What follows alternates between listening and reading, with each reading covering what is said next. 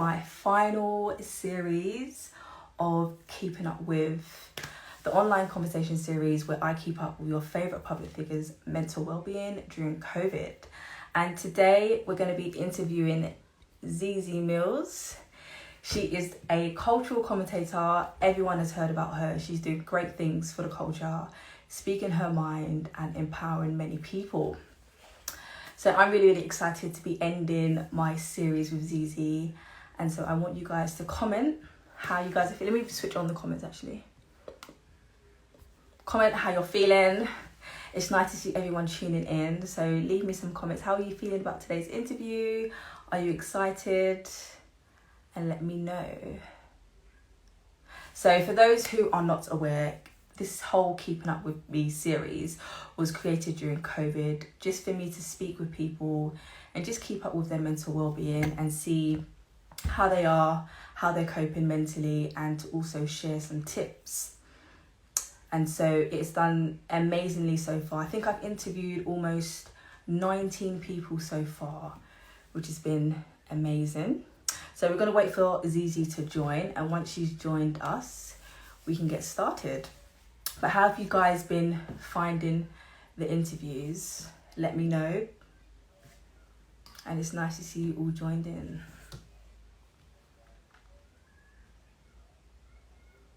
Hey. The last series, I'm so happy that everyone's joining in, everyone's tuning in. It's nice to see you guys. Comment below how you've been finding these interviews. How are you feeling? What has your day been like today?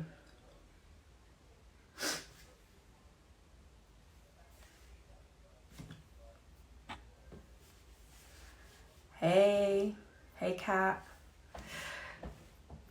Hey Edwin. Hey Shaq. Hi guys, thanks for joining. How are you guys feeling about today's interview?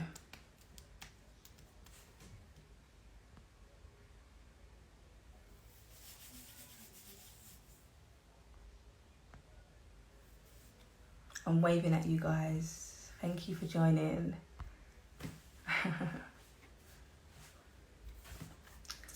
Hi.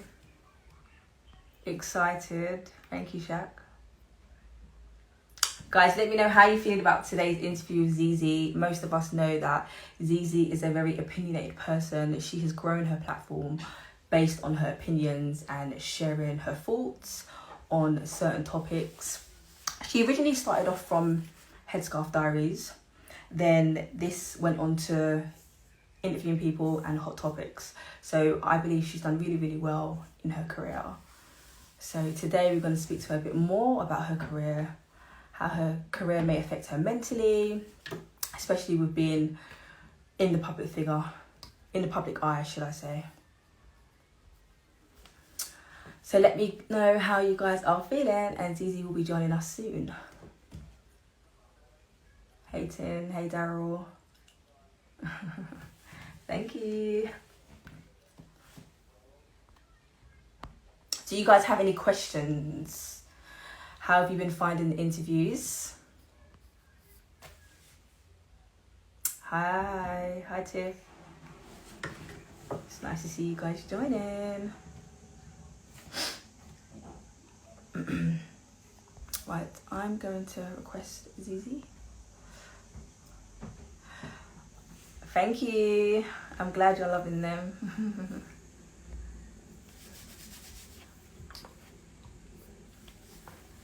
Hiya, Takashin Flash. Thank you, Daryl. We're gonna wait for Zeze to join, but while we're waiting, continue to comment how you're finding these interviews. Are you looking forward to today's interview? What are your thoughts on today's interview? Which interview have you enjoyed the most? As you guys know, today is my last interview and I'll be taking a break from these interviews, but I will be back shortly.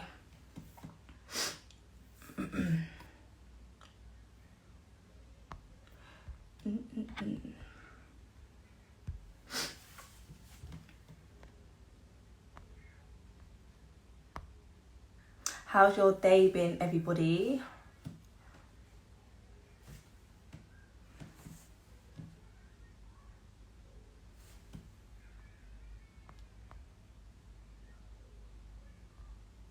Do do do do.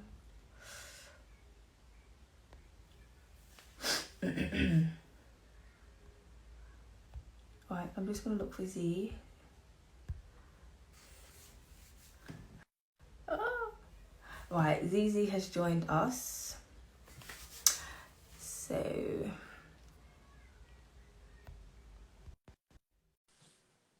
So once Zeze has joined, I am gonna turn the comments off just to create a safe space. Hey. Hi. Hello, my lovely. How are you? I'm good. How are you? I'm good, thank you. I'm good. Just here chilling with my dog. Oh. What's your dog's name? Is it Dave? Yeah, it's Dave. Yeah. How is he? How long have you had him for? How is Dave or how is me? How is Dave? Dave is good. He's like a Velcro dog, so it's like he's always just by my side all the time, which is nice. And then sometimes it's just like, can you leave me alone, please? I don't need you to be near me. But he's cool. He's good. Good. And do you know what? First of all, thank you. You're the last person I'm going to interview for this series. So Nice. I appreciate you wanting to be interviewed. So I just want to say thank you first and foremost. Thank you for having me. No worries. How are you? How is Zeze Millz? I'm all right, I'm okay. Yeah, I feel like, yeah, I'm okay. Sometimes you have your bad days where I just feel like, oh, this is, the way the world is going. It's all very confusing sometimes. And then other times, you're okay. I just take each day as it comes. You get what I mean? I try not to, I think sometimes you put pressure on yourself when you think ahead too much, if you get what I mean. So I just try to maybe take each week as it comes, and then whatever happens type of vibe. Okay, so kind of being more mindful and just kind of being present in the moment and not thinking too far ahead. Yeah, basically, yeah. That's what I do. Yeah.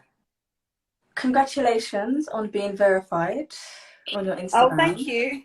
So that's a massive achievement. And I want to with this interview, I really want to kind of motivate you and encourage you, because I know with you putting yourself out there, and your job is based on your opinions and you being opinionated, and sometimes people may not like your opinions, but today I just want to encourage you, inspire you, and just really show people another side to you. Thank you. So I'm really looking forward to today's interview. So congratulations on that, first of all. I saw your campaign. Well, you was in the campaign with Black Love. Right, yeah. With Bumble UK. How was that? Oh, it was really fun. Like, it was a really fun shoot. It was really nice to be on set, and there were so many other like black creatives. Like, I had a black hairstylist, black MUA. Like, it was really nice. It was just a really nice environment. And Yomi, who wrote Slay in Your Lane, I got to meet her, someone that I really admire. So that was nice to see her and to speak with her, because she was one that was kind of conducting the interviews. And it was a really nice experience, and I was really happy to be a part of it, especially because I'm always talking about black love and representation, and there's not enough of a certain type of black love. So it was nice to be a part of it. Yeah, definitely. That's good. And it was nice to actually see you, because I do feel that with yourself, you are a great figure when it comes to representing black women. And so I remember, how did I first find out about you? I think I first found out about you when you were doing your Hot Topics. Oh, okay, I can't remember which episode I watched, but I watched it and I thought, okay, I like this girl. I like how she's very opinionated and she just speaks her truth. Because a lot of people, we sometimes can shy away from, speaking our truth and just being confident in ourselves. Yeah. Have you always been that type of person? I think so. I've kind of grown up in the like the performing arts world, so I've always been quite confident. I've always been out there, like put myself out there with stuff. But in regards to like sharing my opinion, I've always been opinionated, as like around my family and around my friends. But yeah, so I guess I've always, you know, spoken my mind, and always, my mum always used to say I talk too much and all that kind of stuff. Like, and I never know when to just stop. I always have to get the last word in, and I guess it's done me quite well now because I always have to get the last word in. But I've managed to build like a decent little brand. I've always wanted to get the last word in, so yeah. But it's benefited you because essentially you've created a career based on your opinion, and you know, like you said, your family said you're always opinionated, you always got to say the last word, but it served you great within your purpose because you're inspiring many people, you know, you're interviewing many people, you're doing great things. Thank you. Yeah, I definitely. oh, go on. No, I was saying, yeah, I was agreeing with you. Yeah. Okay, yeah. So yeah, kind of like it served your purpose, and you're doing great things with, you know, just being natural and just being you. And I find that sometimes when people are in the public eye, they may struggle with identity in the sense where they feel that they have to be a certain person and they can't be their true self because they're in the public eye and they have to, you know, match up to who the public want them to be. So it's really nice to see you being your genuine self and not kind of playing up to the public or playing up to what you think people would want you to be. I think it's difficult for people that like their talent is whether rapper, singer, dancer or whatever else, because you kind of get to know them for that. Whereas like when you're a personality that kind of gives your opinion, it is you. People are getting to know you for who you are, like you were saying. So then it's kind of like they have to then reintroduce themselves twice. One is the person, whoever they are, and then one is who they might really be. Whereas I just introduced myself as myself. And but saying that also, it was difficult because yeah, you're right. You are like some of the stuff I say, I know that it rubs people up the wrong way. So even though I'm being myself, it's still, again, like you said, it's sometimes difficult, or not difficult, but I know that it's going to have a backlash because I'm going to say a lot of things that people might not agree with, and then I just have to kind of stand firm in whatever I say, even if the majority of people don't agree with me. But I kind of just started doing it because I was just a bit fed up of everyone just sugarcoating things and not saying things like how I think they should be said. Do you know what I mean? And if you don't like if you don't agree with someone, it doesn't mean you don't like them. Like me and you could have a disagreement now. It doesn't mean I don't like you. We just got different opinions. And I feel like there needs to be more of that in the world, because it's almost as if we can't have different opinions nowadays. And if you have a different opinion from everyone, you get dragged because you're not fitting, you know, the mold of what everyone else is saying. And I think it's sad because it's almost as if we're silencing each other. Do you get what I mean? If I don't agree with you, then you shouldn't speak. And if you say something that everyone disagrees with, then you're going to get dragged. So people then just keep quiet and no one actually says how they actually feel, which I think is a very scary road that we're all going down as like just a nation. I think everyone, literally everyone, no matter what color you are, you literally can't say how you feel without somebody coming out saying you're an ism. Do you get what I mean? You're and every day there's a new fucking ism, heightism, whatever, all these other things. Like you can't say nothing if it does. It's just yeah. But you know, I totally agree with, you know, you saying that the way society is going, everyone kind of wants to sugarcoat things, which is why I always say we need people like you, which will lead me onto a question. Do you, obviously people may paint you a picture as you're the strong black woman, and that can be quite damaging to some people in the sense where they kind of feel that they have to be this person and they have to kind of play up to this role. Do you feel that the way people view you impacts you mentally? Probably. It's probably maybe not consciously, subconsciously. It's having to, like you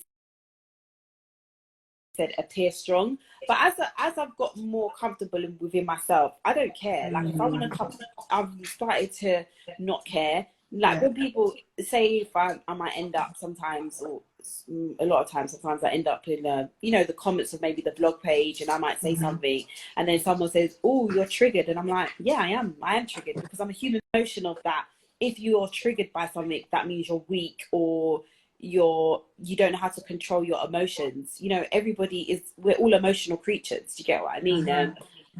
So I'm not going to pretend like something doesn't upset me, or I'm not going to pretend like I'm not angry, or do you know what I mean? So I think people use these things against you to almost make you feel guilty for having normal emotions. Like, I'm a human being, so if I can see people talking about me or saying something about me, of course I'm gonna react. But also I understand that it comes with what I do, because I'm out here giving my opinion as well. So then that means everyone can give their opinion on me.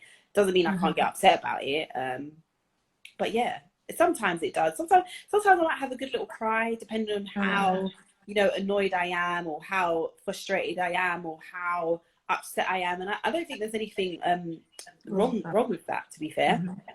No, definitely. And a few things that you touched on, which I like, is being able to be confident in yourself to say that, yes, I am an emotional person, and yes, I may cry, yes, I may feel frustrated, and just really owning that. I like that. That's a good skill to have, because not a lot of people have that skill, and not a lot of people can do that. Also, in the sense of not caring what other people think about you, because obviously you're an opinionated person. This is how you've grown within your career.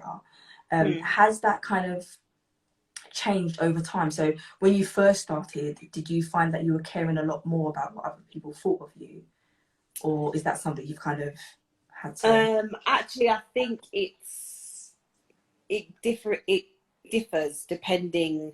I can't say now I don't care. It actually just probably differs on how I'm feeling that day, or that week, or that month. It's not just now. In the beginning, I probably cared less, because there was less people following me. There was less people paying attention to me. So you can say there's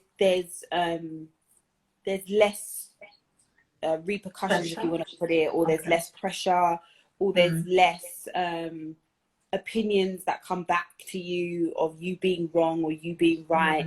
And as your following grows, and as you become a little bit more known, you naturally, you kind of start thinking more, because you start thinking, oh, you know, what if because you always, like the first time I got dragged properly, I would say, you always remember that feeling. It's like when you burn your hand, you remember the feeling of how it felt when everybody online was coming for you. You know how that feels. So the first time that happened, I felt myself then censoring what I was saying, so that didn't happen again, because I didn't like the feeling of how it felt when I was dragged. Do you get what I mean? So it depends. Sometimes I might have the attitude of, I don't care, like I'm gonna say what I want to say, whatever. And sometimes I might think, do you know what, I'm not gonna say that today, because I'm not actually in the right mental space to deal with being dragged online today. So I'm not going to say that, because I know that it's probably going to be taken out of context, and now it's going to be a big thing. So I won't say something. Do you get what I mean? So you're kind of very mindful of what you do say when you do say it, and kind of being in that headspace to, if you do get comments, you're able to manage those comments in an effective way. Yeah. I think people also think that I just sporadically say things just, you know, for reaction. But everything I say, I think about it. Okay, does this make sense? Okay, what's the other side of it? Or am I not being thoughtful? Or, okay, let me think about. It's always thought out. Like, even as I'm speaking now, I'm thinking. Most people think. Well, not everyone thinks before they speak, actually. But like, you digest it. I process it. I'm processing it, because also I understand how this whole thing works. Or, you know, I might say something now, depending on who's watching, who wants to record it, send it somewhere else. I could say something. Then there's a possibility that it could end up all over the place. So I'm constantly thinking, okay, whatever I say, am I happy for that to be out there? Am I happy for people to read it? Am I happy for people to listen to this? Or is it going to be misconstrued? Am I then going to have to spend another day explaining what I meant, or a day being dragged, or, you know what I mean? So all of this stuff is always constantly going through my head, and then I would digest it and think, is it worth it? Nah. Or is it not? Yeah, I feel really strong. There's loads of things that I feel I you know, people think I speak about everything. There's loads of things that I don't speak about. I've got an opinion on it, but I don't speak about it because I would think, you know, is it worth it? Is it worth this being a big thing or this being a reactive thing? And sometimes I just think, nah, I can't be bothered today, so let's just leave that for another day. Okay. So in relation to that, what's coming to my mind is, does that make you feel a bit overwhelmed in a sense where you're kind of always consciously thinking about what you're going to say and whether you're mentally ready to say that, or whether you're ready for people to kind of comment back or make any opinion on what you say? Do you think that makes you feel a bit overwhelmed, or are you okay with doing that? Again, I don't think it's just a yes or no. Sometimes I feel overwhelmed and sometimes I don't. Do you get what I mean? Sometimes I'm not going to lie, I might get a kick out of it. I might be like, oh, look, here everyone go. I might have a little joke about it on the phone with my friend, like, and then sometimes I might have a little cry about it. It's literally dependent on how I feel on that day or how bad it is. Or, you know, sometimes if I really care about something, sometimes I get frustrated if I actually really care about something and people are getting the wrong idea, and that really, you know, annoys me and gets me frustrated. But sometimes, yeah, it's very overwhelming. It's overwhelming as well, because, like I said, it's a lot of pressure. It's like constant pressure all the time. But I sometimes, you know, I've learnt to kind of put different coping mechanisms in place, whether that's, you know, I say something and then I give myself like 30 minutes of maybe responding to people, and then after that I'm not responding to anyone, because then you literally go into a tunnel of going back and forth with people trying to prove what you're saying is right, and they've called you, you're this, and oh, you're racist, then you're there for an hour trying to defend why you're not racist, or why, you know, you're not a hater, or why you're not this, and you're just overcompensating all the time, and it's draining. Like, it's very, very draining to do that all the time. So in the beginning I would go back and forth with people a lot. Sometimes, don't get me wrong, I still do it, depending. If I've got the time, I've got the time. If I feel really petty, then, you know, I will do that as well. And again, these are things that people try to like shame you for, be like, oh, like, haven't you got anything else better to do? And I'm like, no, actually I don't. This is what I'm here to do today. Like, I've got time. Like, I've put time aside for this very moment here. So no, I don't have anything better to do. This is where we're at. This is what we're going to do now for the next half an hour if I choose to do it. And they try to make it as a thing like, oh, you're so sad, like, get out of the comments. And it's like, babes, me and you are both in the comments together, so we're both as sad as each other. Like, that's the whole point. That's you know. Yeah, it's just, I'm very kind of, I don't have like set things. It's just how I feel at that moment. You get what I mean? Yeah. But I think that's important, you know, to be able to work on how you're feeling in that moment of time and what you want to do. Like, I like how you said, you know, you may have a certain amount of time to comment on your posts, replying to people, but then it's like, okay, after I've commented, I'm not going to do anything more. You know, I've had that space to reply back and to do what I feel is necessary to do. How do you deal with people who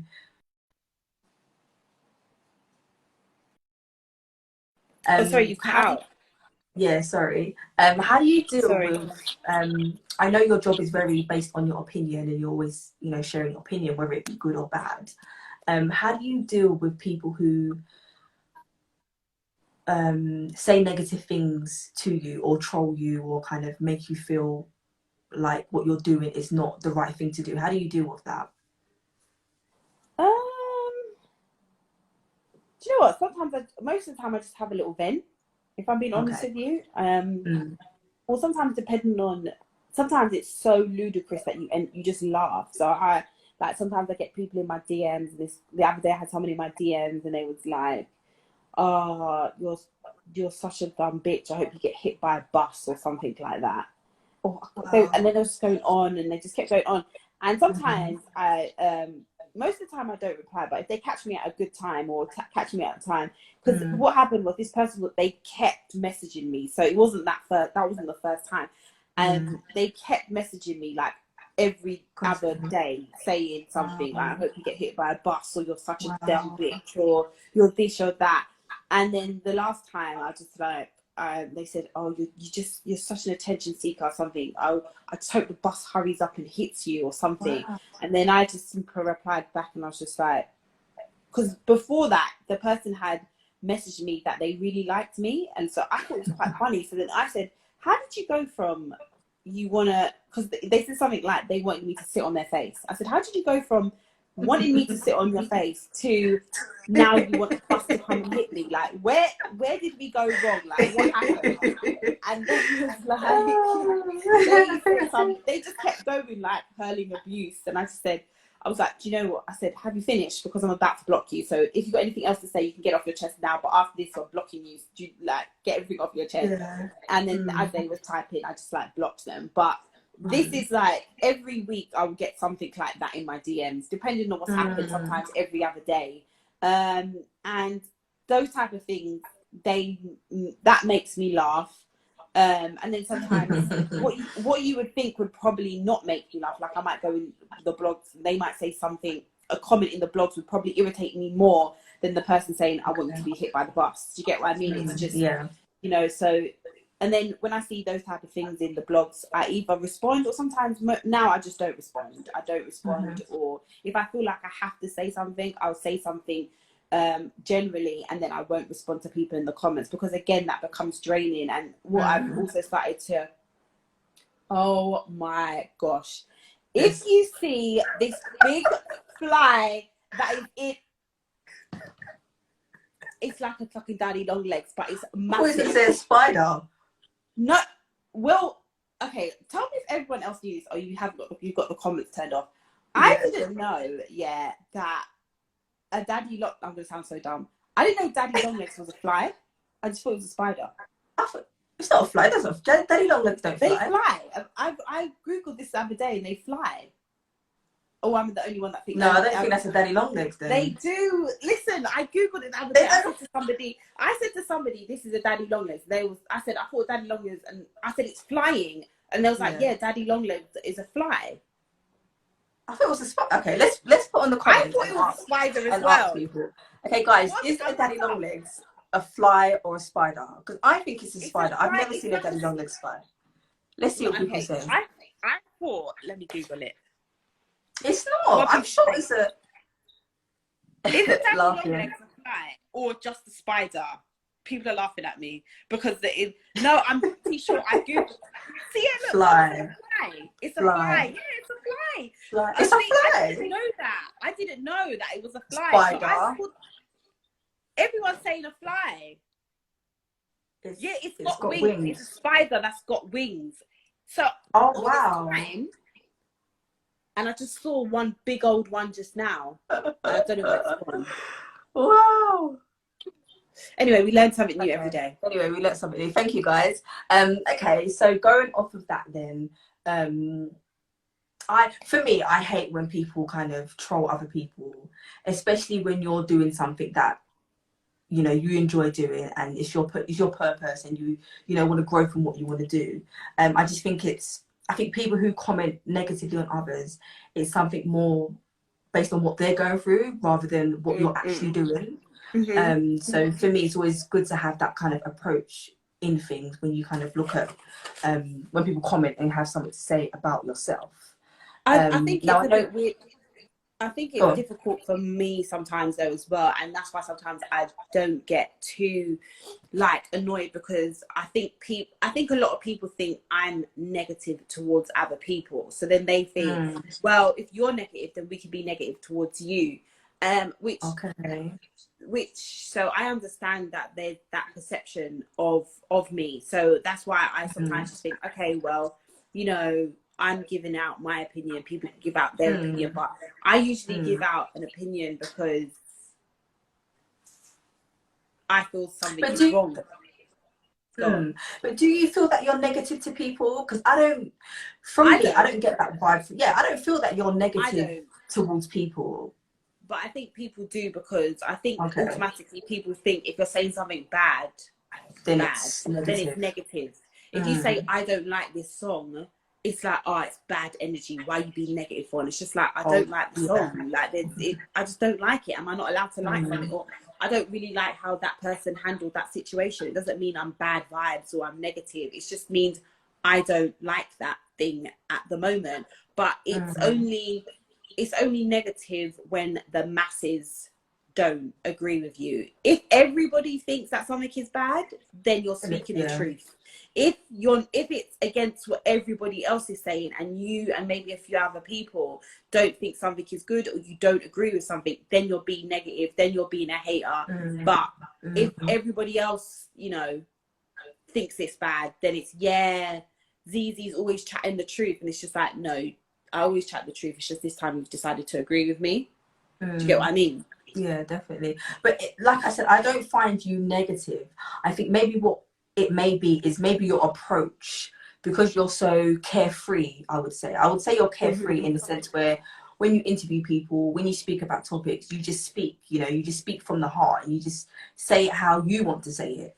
And I think people may sometimes misjudge you based on that, based on how you speak and based on how you say things. But personally, for me, I don't think that you're a negative person or you say anything negatively to other people. I do think that you say things that people do need to discuss. I've been watching your interviews as of recent, and I've been finding them very interesting in a sense where, you know, you're able to speak to someone and get them to open up about, you know, their lifestyle or their career or just anything, and how you're able to manage that conversation. And not a lot of people can do that. So hats off to you for doing that and being able to do that. Yeah, so I want to kind of, I know you're an advocate for mental health. I've seen you speak about it a lot and advocate for taking care of your mental health. How do you take care of your mental health? I talk a lot. Okay. Outside of obviously what I do, but I talk a lot. I talk about my feelings a lot. I'm not one of these people that like, my friends don't know how I feel. They know how I feel. They know when I'm upset. They know when I'm happy. They know when I'm sad. So I talk a lot. And I think sometimes as women, we're quite fortunate about that, because we talk with our friends a lot on a just, you know, we'll call our friends and have a good old bitch for like half an hour and be like, all right, well, I'll speak to you later, bye. And then we've got everything off our chest and we're good to go. Do you get what I mean? We, like, if you've got a good circle of friends, they are kind of a little bit like your therapist. Do you get what I mean? And they'll either calm you down or say, actually, no, you're not wrong. Yeah, you had every right to say that. Or no, that was the wrong approach. I don't think you should have said that. Like, I have like, you know, selective people around me that I can vent to. And I've got people as well that will say to me, oh, okay, I think you should step away from social media. It's getting a bit overwhelming now. Or take a break, or don't go online today. Not that I listen to them, but yeah. So that's how I deal with it. And then I think it was the beginning of last year, I did actually start seeing like a professional counsellor, and that helped because I just think at one point everything did get like a little bit overwhelming for me, and it was just kind of, although like you have friends that you can talk to, I was very aware of also that your friends also have their own problems going on, and you know, as much as you like offload on each other, sometimes, you know, they might not want to hear my agony or my upsetness or my frustration for the 100th time. Do you get what I mean? And then you get annoyed with them because you feel like they're not really being as empathetic as you wanted them to be, or sympathetic, or understanding where you come from, and you've gone to them with that same problem and they're just like, well, I told you before, like, I don't understand, you didn't listen to me, I said you should have done this. And that's just normal. So I started talking to somebody professionally, and that really helped me because it was just free from judgment. It was free from, you know, them having like a preconceived idea of me already. And that really, that helps me a lot. Yeah. That's nice to hear that you've actually gone to see a professional and really spoken about how you feel. And I like how you differentiated between friendships and a therapist, and being able to know that, okay, I could talk to my friends about this, but, you know, if I see a professional, I could talk about this in a bit more detail and get this type of approach. And I think that's so important. for people to understand that, yes, you can talk to your friends and they will be supportive and encouraging, but yes, you can also speak to a professional who will give you another approach to how you think and how you feel about different situations. So thank you for sharing that, actually, and being so open with that, because obviously that's what I advocate for. I advocate for people, you know, see a therapist, speak about what you're going through, and, you know, don't suffer in silence. And it's okay to speak to a therapist because it is confidential. It's not going to go out of that therapy room, basically. Speaking on that, then, because I know that within the Black culture, mental health is very stigmatized, and some people within the Black culture don't feel comfortable with seeking a therapist or seeking any type of professional. Was you open to seeing a therapist, or was that something that was suggested to you? How did that come about? Oh, I think actually it was suggested to me because the place where I worked at the time, they could actually see that I was a bit all over the place. Okay. And they had something in place where you got like 8 sessions free. So you called up this line and they give you someone that's in your borough. Oh, wow. And they give you 8 free sessions, and then you can go. So it was my boss at the time, and she was just a bit like, oh, I think I kept making quite a few mistakes at work, and she was just like, oh, I feel like you're a little bit, she didn't say all over the place, but basically all over the place. And she actually sent me home that day. She's like, I think you should go home, and I think you should just chill out. Oh, wow. And I went home that day, and then I was thinking, oh, do I really want to talk to somebody? Not because of the stigma. It's just I was thinking, like, what are they going to say, kind of thing. And then I just thought, you know what, I'm going to do it. Like, there's no harm in it. And then I did about 6 sessions with the lady, and it was really good, and it was really helpful.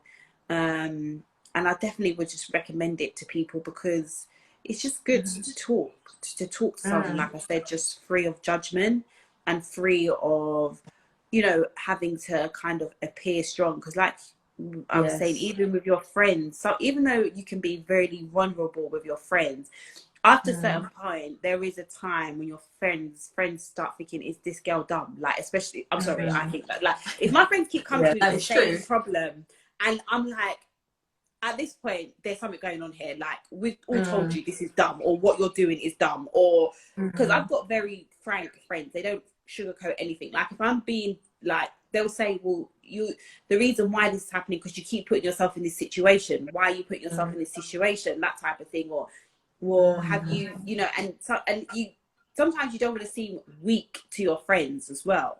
Even though they're your friends, you don't want to be the weak link in the group that is always, oh, here we go again. Do you get what I mean? You always want to appear strong. It's that whole thing of, you know, like, you might be having relationship problems, and to your friends you're like, oh yeah, he's an idiot, I don't even want to be with him. But as soon as you're with your friends, you're like, hi babe, like, I miss you, can I come see you? Like, I'm sorry, like, but you're never going to tell your friends that you're whiling on the phone to the guy because they think he's an idiot, they think you're an idiot. It's that type of thing of, you know, but that applies to loads of like different situations. So I feel like with a therapist, you can literally be as quote unquote weak or appear. I don't think anybody's like, as you want, you can say, you know, I'm struggling with this, or I find it really hard. I know I'm not supposed to do this, or I'm not supposed to, but I can't help not do it. And I like that, you know, you can be very open and vulnerable. And with the one I had, I didn't feel any judgment. Do you get what I mean? I didn't feel like she was looking at me like saying, okay.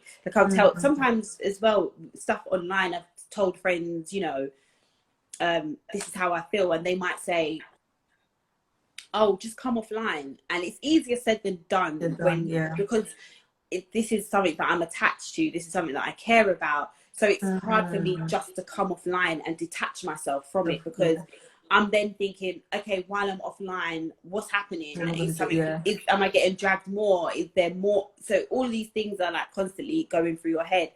But if you say that, when I was saying that to the woman, it was never a thing of, you know, you should just come offline. She would suggest, or maybe, you know, you you do this for this amount of hours. Not if you can't come Mm. offline for the whole day, maybe you do it for 2 hours, or you do it for this, or it was very free of judgment environment, and that's why I think it's a really good thing to do. Yeah, and you know what? I love your explanation, and I love you speaking about how you kind of found it. And one thing that I love what you said was you can be as weak as you want to, because that is so true. In therapy, you can say what you want, you can feel as vulnerable as you want, and no one's gonna judge you. Nothing's gonna come out of that room. So it's kind of you're unleashing anything that may be making you feel quite heavy in your chest, and just like letting that be free, essentially. And like you said, suggestions, so your therapist will say maybe do this, maybe do that. So yeah, I really like that, and I'm happy that you did that and you've actually experienced what it's like to see a therapist and stuff. Okay, well, thank you for today's interview. Before you go, what can we expect from you in the future? Is there anything that you're maybe planning or anything you're working towards? Just loads of different, like, even myself, I don't even know what's going on in my life half the time.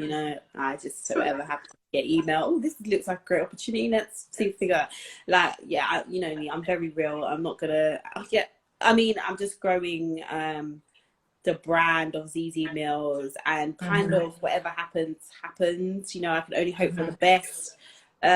Sometimes even now, like all stuff that a year ago, I wouldn't think I would be a part of a Bumble campaign about Black love. It might seem small to other people, but to me it's like, now I'm getting paid to do stuff that I'm passionate about, and to be a part of things that I've been talking about for however long. So even stuff like that is weird to me, because it's just like, okay, so it's all like a very weird experience to me. But like, even when I do my interviews and stuff, and like people that I've interviewed, it's just, it's weird to me sometimes. Like, even sitting down with people like Big Nasty, and like, okay, I've grown up on you, I've seen you on the internet, even just even like sitting down, like weird things, like sitting down with Wiley and all those kind of things. It's just weird to me, because I just think to myself, how did this even, what the fuck, how did this even happen? Like, when did this get to this point? So yeah, I'm just enjoying it, and enjoying this like new world that we kind of live in with COVID and everything, and how that is for everyone, and just kind of enjoying every day, because mate, it's all weird. Everything is all up in the fucking air at the moment, and I just enjoy every day, and I try not to put too much pressure on myself, and I just think, it is what it is, and see what happens. Definitely. I was gonna ask you, I didn't even ask you, how have you been during COVID? Like, how was that for you?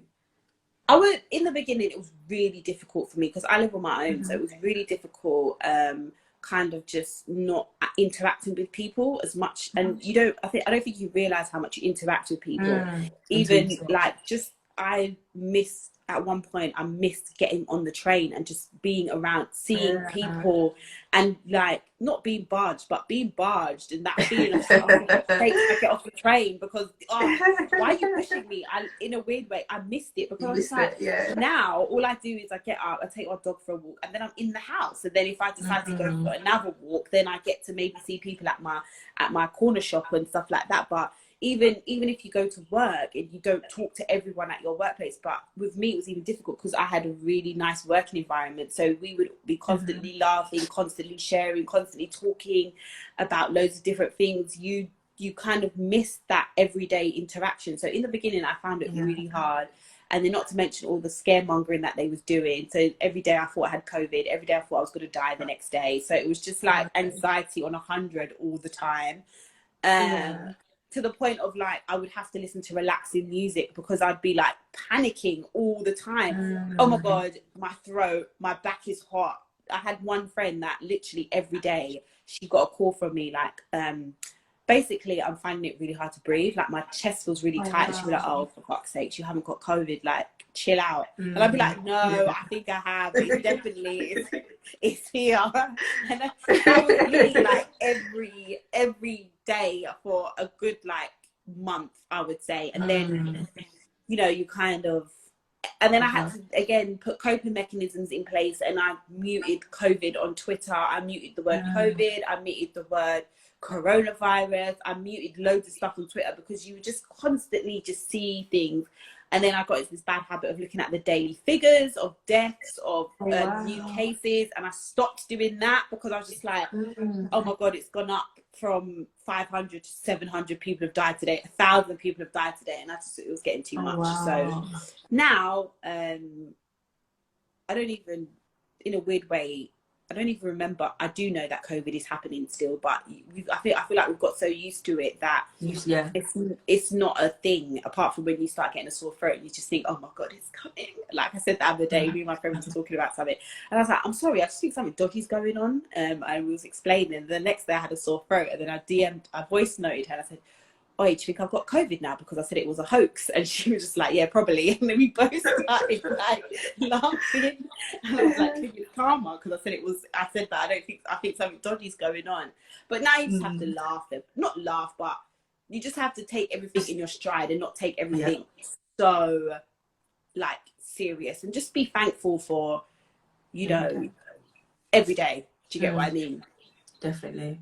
100%. Well, thank you for sharing that. Actually, that's quite interesting to know that how you were like in the beginning and kind of how you are now. And essentially, when you look back at that, you can see how you've kind of changed over the transition. Yeah, exactly. Yeah, to how you were to how you are now. And thank God you haven't got COVID. You haven't caught COVID. So well, I think I did have it. I did have it. Oh, really? But it wasn't intense. Of in like I did because I lost my taste and lost my smell. And they said that was one of the things, but it wasn't, I didn't feel, you know, it wasn't extreme of me, you know, not being able to, but I think, to be fair, I think a lot of people have had it, but we either just didn't know, or I think like, again, they've done a lot of, you know, obviously, unfortunately and sadly, a lot of people have passed away from it, but also a lot of people survive it and they come out the other end. But I think we were all just bombarded with all the people that were dying, that everyone automatically assumed as soon as you get COVID, you're out the door. When essentially, you know, it's not always going to be that. It could just, you know, you might just have a mild or an intense flu or whatever. With me, I did it. It was my taste and my smell went, and I felt a little bit run down, but it wasn't, you know, as intense as obviously some people get it. Yeah, no, that's very true. Because even Boris Johnson had it, but he never had it in a sense where, you know, he passed away. It was more. Yeah, but even then, he had it quite bad because he ended up in intensive care. So he he had it like all these things that they were showing us was like, you get it, you're gonna end up in hospital and you're gonna be in intensive care, and it depends if you pull through the other end or not. But there's a lot of people that have caught it and they've not known they've had it, or it's been like a cold flu like symptoms that we all kind of get normally anyway. So it's just, you know, it's I think you just have to monitor your intake with it. Be obviously aware that there's something out there and it's very dangerous, but also understand that there's a lot of people that have come through the other end as well. Yeah, definitely. I think that's a nice way to end as well. You know, just be mindful of your body and kind of take care of yourself. But always remember that it doesn't have to be, you know, a drastic route where you don't make it or you're in intensive care. You can, you know, overcome it and you can get better and stuff. So yeah, it's been lovely speaking with you. Thanks for having me. No worries. Do you know what? I love doing my interviews, and you're the last person, and it does feel like, oh no, I want to continue. You just got to do like another season, have a break, then do another season, and call it season 2. Yeah, exactly that. That. I miss my face-to-face interviews. I would love to do face-to-face. Yeah, it is different. I mean, I kind of didn't do any of this stuff because, like you, I just like that face-to-face, you know, that connection that you have with somebody. So But you can now. I mean, as long as you do 2 meter. I mean, the way I looked at Yeah, it, no, I can now. when I stopped doing for a little bit COVID, I stopped doing it. It's Zeze Millz stuff. And then I just thought, like, I'm not obviously Loose Women, I'm not Good Morning Britain, and I'm not all of those stuff. But I thought, this is my job as this is your job, and they're still fucking filming. So why can't I film? I'm going to start filming. I'm just going to make sure I put everything, like the right precautions in place, and I'm going to film as well. You know, my content is just as important, isn't as important as theirs. So if it's safe enough for them to film, then it must be safe enough for me to go and have my production company do it, and my production people do it as well. Do you get what I mean? Yeah, no, that's very true. Actually, I never actually thought of it like that, because essentially TV is still going on. You know, you've still got the 100%. you've still got This Morning. So it's like, yeah, but I will take a break for a bit and then definitely get back to my face to face. Because, like you said, essentially face to face is so much different to online. And yeah, definitely, 100%. But yeah. Alrighty, well, thank you. Have a good evening. Thank you for having me. Take care. No worries. And all the best with everything that you do. Everyone that locked in. Pardon? Thank you. Bye. I said all the best with everything that you do. Oh, thank you so much. As with you as well. Thank you. See you later. Bye. See Bye. ya.